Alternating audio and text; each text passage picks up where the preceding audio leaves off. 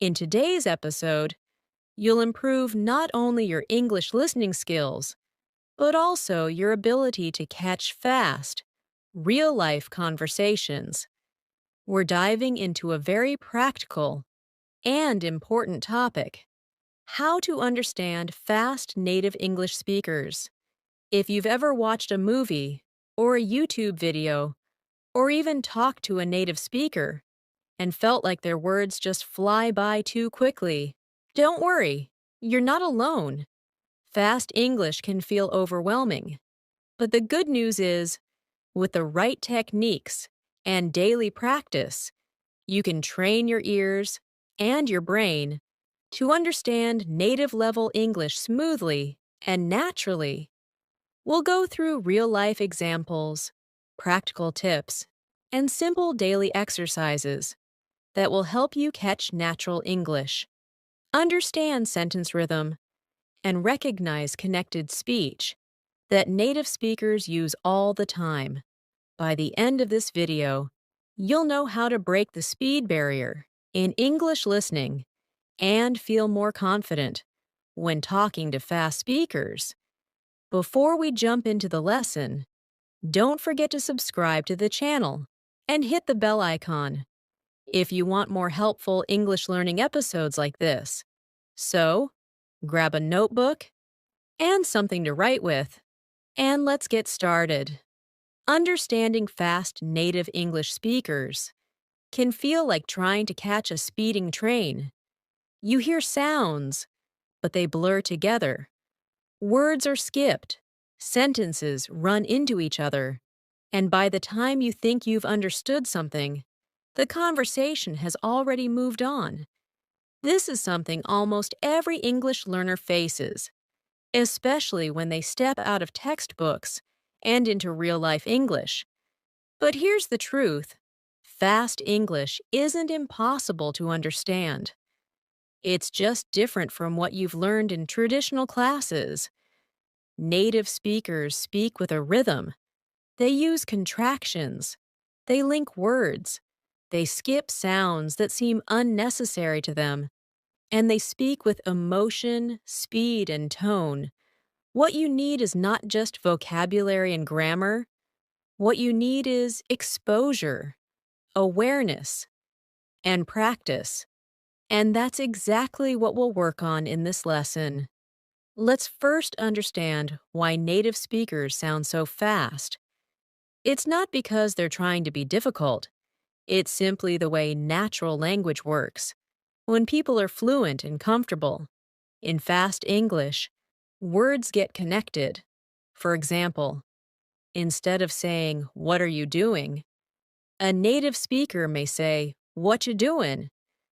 Instead of "I am going to," you'll hear "I'm gonna." These shortcuts make conversations flow faster and smoother. That's why, even though you may know the words, when you hear them squished together, your brain doesn't recognize them quickly. Native speakers also use stress and intonation differently. They emphasize some words while swallowing others. For example, in the sentence, "I didn't say he stole the money," depending on which word is stressed, the meaning changes completely. So, understanding fast English is not only about hearing all the words, it's about catching rhythm, stress, and patterns. Now, let's talk about connected speech. This is one of the most important reasons why fast English sounds hard to understand. Connected speech means that when people speak quickly, they join words together in ways that sound different from when you read them. For example, "Do you want to eat?" becomes "Do you want to eat?" And "Could you help me out?" becomes "Could you help me out?" The sounds blend. Sometimes letters are dropped, like the T in "want to," and sometimes new sounds appear between words, like a Y sound or a soft chi. This is completely normal in native conversation. And the more you listen to it, the easier it becomes to recognize. Let's try a simple listening practice together. I'll say a sentence slowly first, then naturally. You try to hear the difference. First slow. Did you eat already? Now naturally. Did you eat already? Did you hear that change? Did you becomes didja. Try repeating it after me. Didja eat already? Let's try another. Slow. What are you going to do? Now fast. What are you gonna do? Try repeating it. What are you gonna do? These may seem difficult at first, but repeating them daily helps your ears get used to natural patterns. Listening and repeating is one of the best ways to improve. You don't have to understand every word at first. Just start by recognizing the pattern. That alone will give your brain a huge head start in future conversations. Now, here's a helpful exercise you can do every evening. Take a short conversation clip from a movie, TV show, or a YouTube video. Listen to it once, without subtitles. Try to catch the main idea. Then listen again with subtitles. Pause after every sentence. Repeat it out loud, the way it sounds, not the way it's written. Try to copy the tone, the speed, and the emotion. This kind of shadowing practice is one of the most powerful tools to improve your listening and speaking at the same time. It trains your mouth to move like a native speaker and your brain to listen in real time. Remember, when you only read English, your eyes lead the way. But when you listen, your ears take control. So give them the exercise they need. You can also start noticing common contractions and informal phrases. Instead of, I do not know, native speakers often say, I don't know. Instead of, let me help you, they'll say, let me help ya. These small changes add up to a big difference in how English sounds in real life. And here's something important. Don't worry if you can't understand everything right away. Even native speakers sometimes miss things when someone speaks too fast or unclearly. Your goal should be progress, not perfection. Every time you understand a new phrase, your brain builds stronger listening muscles. A great daily practice you can do is what I call the 1-minute rewind. Choose a 1-minute video in English, something with native speakers. Watch it without subtitles. Then rewind and watch again. This time, focus on one sentence. Try to catch every word. If you miss something, rewind again. Pause after each sentence and repeat it out loud. The key here is to train your ears slowly. 1 minute a day may not sound like a lot, but if you do it every day, in 1 month, your ears will be stronger, your reactions will be quicker, and your understanding will be deeper. Now let's talk about real-world English, the kind you hear in cafes, on the streets, in movies, or during conversations with native friends. This English is not always clean or formal. It's full of expressions, slang, and natural messiness. For example, you might hear someone say, let me grab a bite, instead of, let me get something to eat, or I'm a head out, which means I'm going to leave now. These are everyday phrases that may not appear in textbooks, but they are used constantly in real life. And the more you get exposed to them, the better your understanding becomes.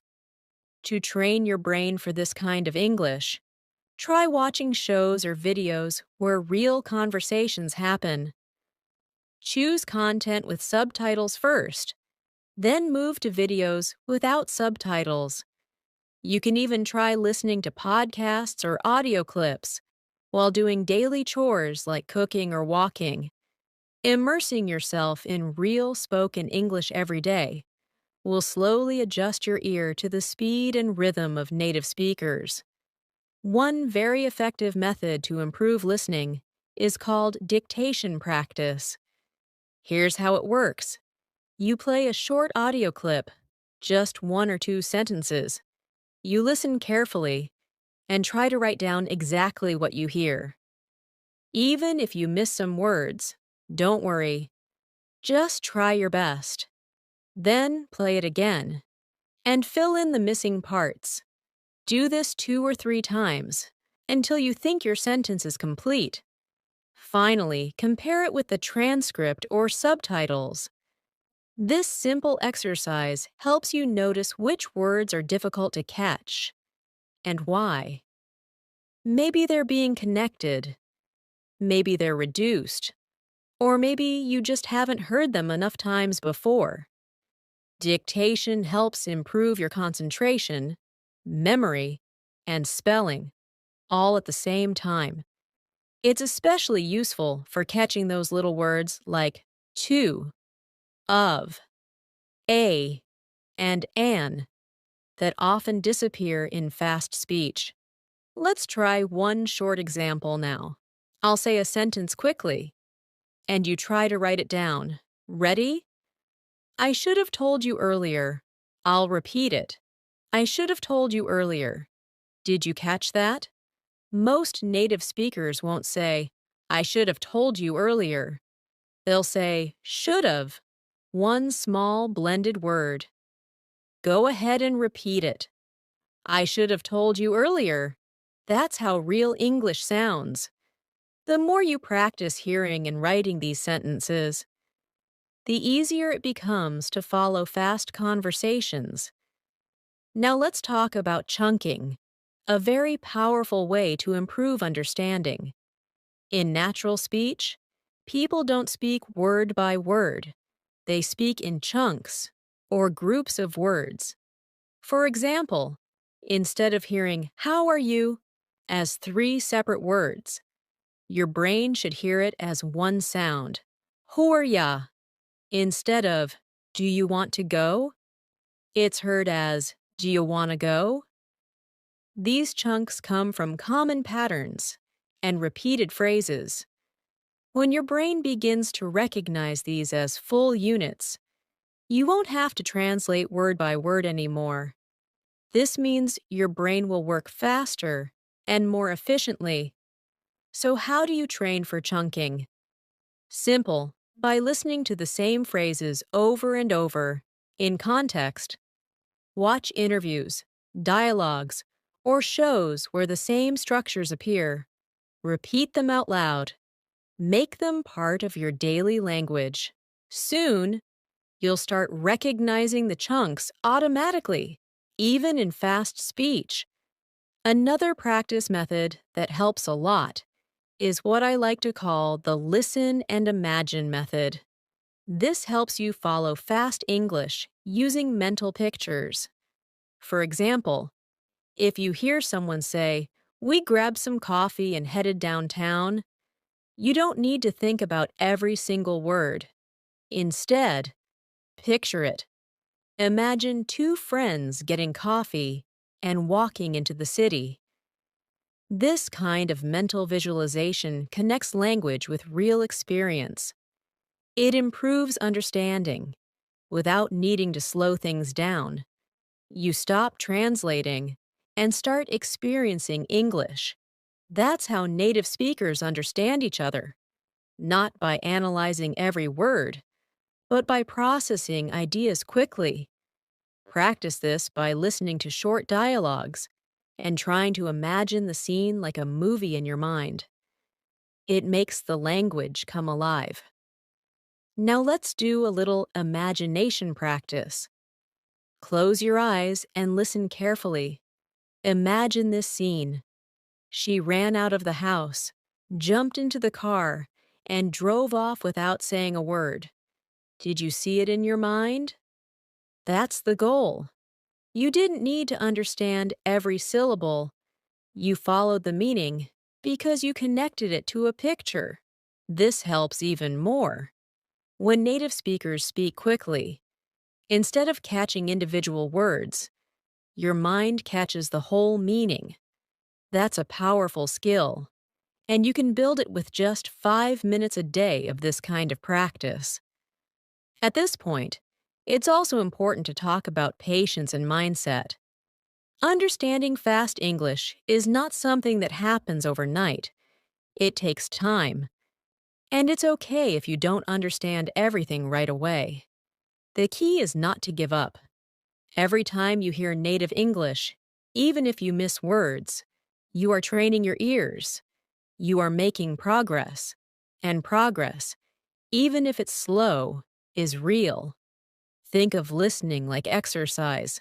The more you do it, the stronger you become. It's not about catching every word. It's about catching more words today than you did yesterday. Celebrate those small wins, and you'll feel motivated to keep going. Here's one more practice you can try. It's called repeat after pause. Find a short video or audio clip, just a minute long. Play one sentence, then pause. Try to repeat exactly what you heard. Then play the next sentence. Repeat again.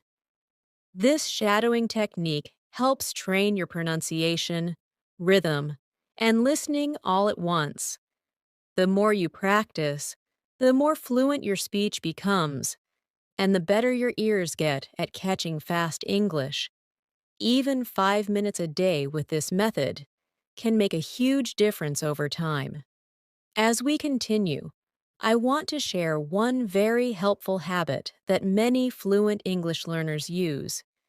It's called active listening. Active listening means you don't just hear the words. You try to understand what's behind them. You pay attention to the tone, the emotion, and the speed. Native speakers often speak quickly, but they also slow down or raise their voice when something is important. For example, if someone says, "I really don't want to go," the word really is stretched and emphasized. This is a clue. It tells you the speaker's feeling is strong. You don't need to understand every word to get the message. You just have to listen actively. Practice this by watching short dialogues and noticing how people express emotions with their voice. Soon you'll start catching meaning, even when the language is fast. Another way to improve is by building your background knowledge. Let's say you're watching a video about shopping, or travel, or food. If you already know a little about the topic, it's much easier to follow along, even if the speaker is fast. Why? Because your brain already expects some of the vocabulary and structure.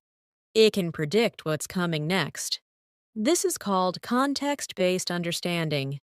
So try to choose listening material related to topics you're familiar with. If you like cooking, watch cooking videos. If you love sports, listen to sports commentary. Your brain will fill in the blanks more easily when the subject is familiar. This builds both listening confidence and vocabulary at the same time. Let's do another small exercise to apply what we've learned. I'll describe a scene in fast, but natural English. Try to catch the main idea and build a picture in your mind. Here we go. So I was running late for work, spilled coffee on my shirt, missed the bus, and had to call a ride just to make it to the meeting. Now pause. What happened here? You might not have caught every word, but you probably understood that the speaker had a rushed and stressful morning. That's the goal. Focus on the meaning, not perfection. Real English is about understanding the message, not catching every syllable. Let's talk about pronunciation now, because this is a key to understanding native English. Native speakers connect words in ways that might feel strange to learners. For example, what do you want to eat becomes what do you want to eat? Or did you see it becomes do you see it?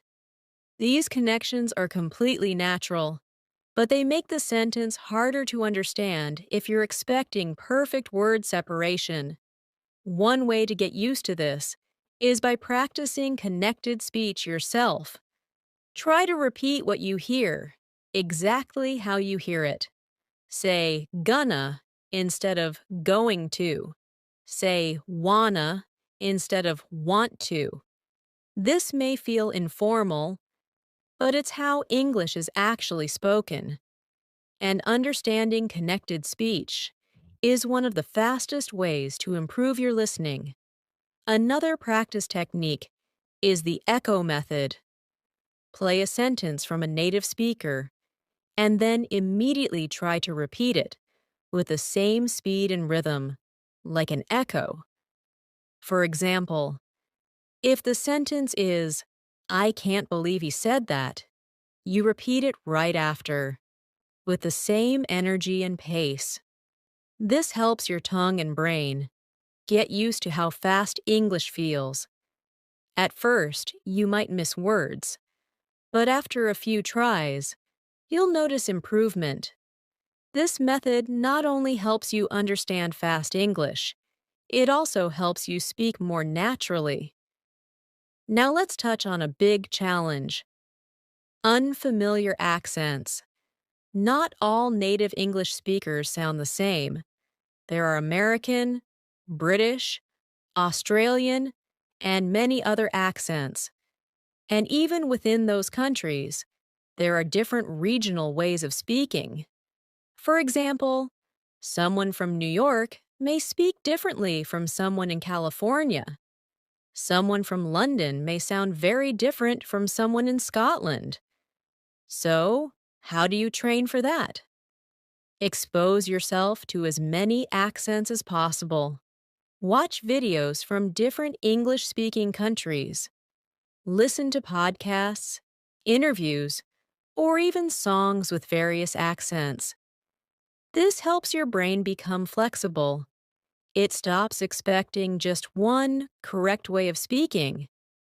And that flexibility will allow you to understand people no matter where they're from. Here's a short scene using an informal American accent. "Hey man, I'm heading out soon. You comin' or nah?" Notice the dropped G in heading and coming, and the use of casual phrases. These are very common in friendly conversations. Try repeating it a few times.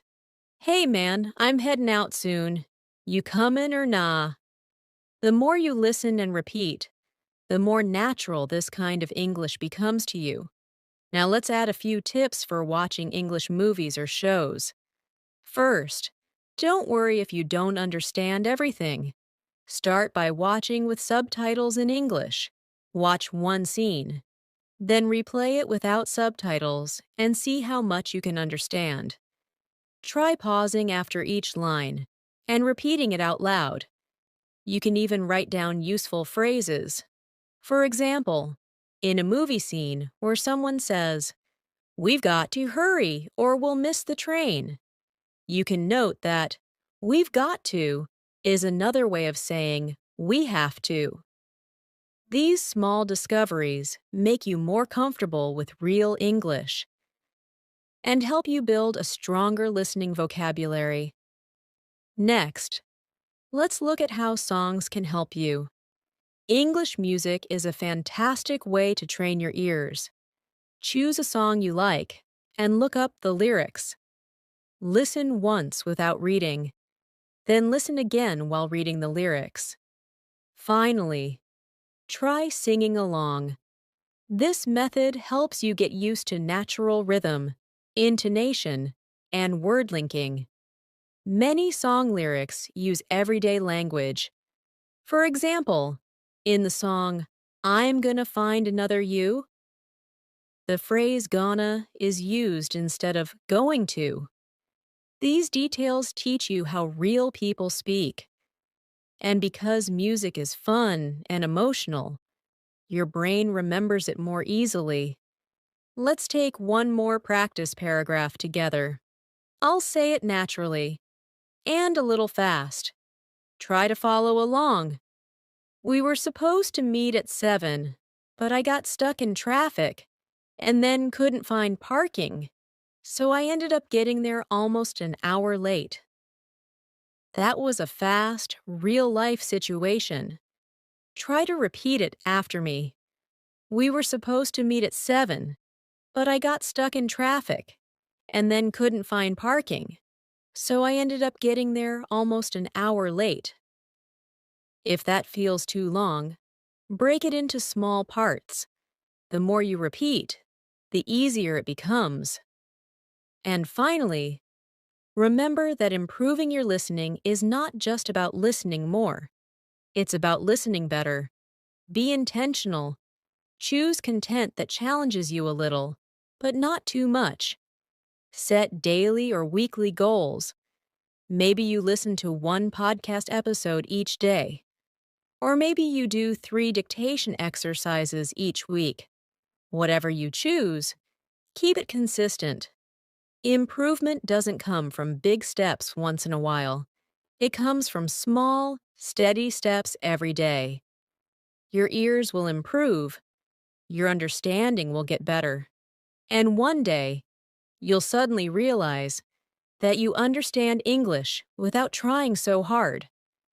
So, let's quickly review your path to understanding fast English speakers. You've learned about connected speech, reduced forms, chunking, shadowing, and active listening. You've done exercises using imagination, dictation, and repetition. You've practiced understanding through real conversations and gotten familiar with different accents. All of these are powerful tools that will continue to help you even after this video ends. The only thing you need to do is keep going. Make English part of your life, not just a subject you study, but a language you live with. The more time you spend with it, the more natural it becomes. And soon, you won't just understand fast native English, you'll enjoy it. So grab your notebook and go back to practice the exercises again. Make sure you repeat the phrases in chunks. Listen daily to short conversations. And push yourself a little every day. With time, your ears will catch up, your brain will speed up, and your confidence will grow.